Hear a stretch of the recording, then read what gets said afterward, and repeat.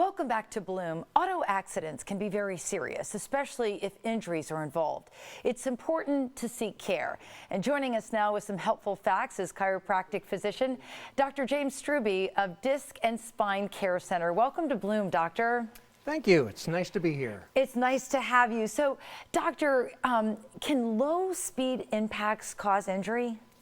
Absolutely. Actually, about 60% of all injuries related to automobile accidents take place at 12 miles an hour or less. So yes, very much so. Low speed impacts are the major cause of injury in automobile accidents. The way the physics play out, it's just not good for occupants of a car if it's a low speed impact, especially if it's a rear end collision. You're much more likely to be injured in a rear end collision than you would be in a front end collision. Yeah, I remember being in a car accident with my mom when I was younger, and hearing for the first time whiplash, that experience. What happens in whiplash? Well, it's actually kind of a complicated series of events, but essentially it is damage to connective tissue generally. And if a car is impacted from the rear, the car that is impacted is immediately shoved forward very quickly. The occupants of that car, a body at rest wants to stay at rest, so they are rocked backwards in their seat and their head will hyperextend over the back of the seat. That compresses and crushes things in the back of your neck. It stretches and tears things in the front of your neck. The seat is bending back as they are being pushed back. An instant later, that seat springs forward. Now they're being thrown forward very violently, stretching and tearing things in the back of their neck, compressing and crushing things in the front. So you get both. You get the negative effects of going too far backwards and too far forwards. And it happens in less than a second, about a half a second actually. Wow, I did not realize. It happens so quickly that almost everyone never remembers being thrown backwards. They sort of remember going forwards if they remember that. That's so interesting. So what do people experience when they go through whiplash? Well, it could be a host of things.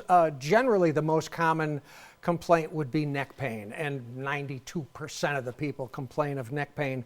But then there's upper back pain, shoulder pain, headaches, dizziness, even things like blurred vision, trouble sleeping, and low back pain. And that sounds sort of counterintuitive because you think, okay, I'm sitting down, why would my low back be injured?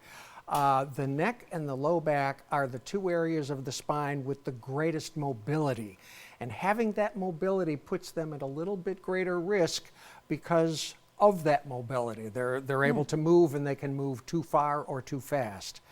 So how do you treat patients once they've experienced whiplash? Well, the first thing that would need to be done is a good evaluation so that you've got a reasonable idea of exactly what's happened.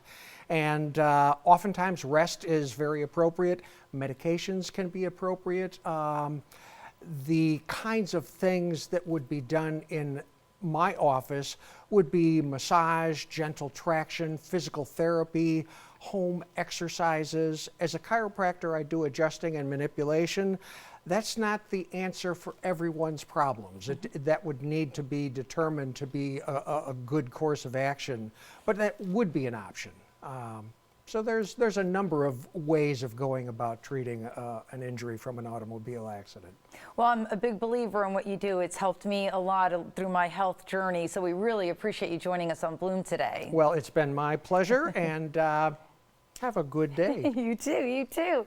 And if you want to check out, the website to go to is Dr. Strubbe in Pinellas Park. You can call the Disc and Spine Care Center today for an appointment. The number is right there on your screen, 727-541-6800, or visit drjamesstrubbe.com. We will be back with more Bloom right after this.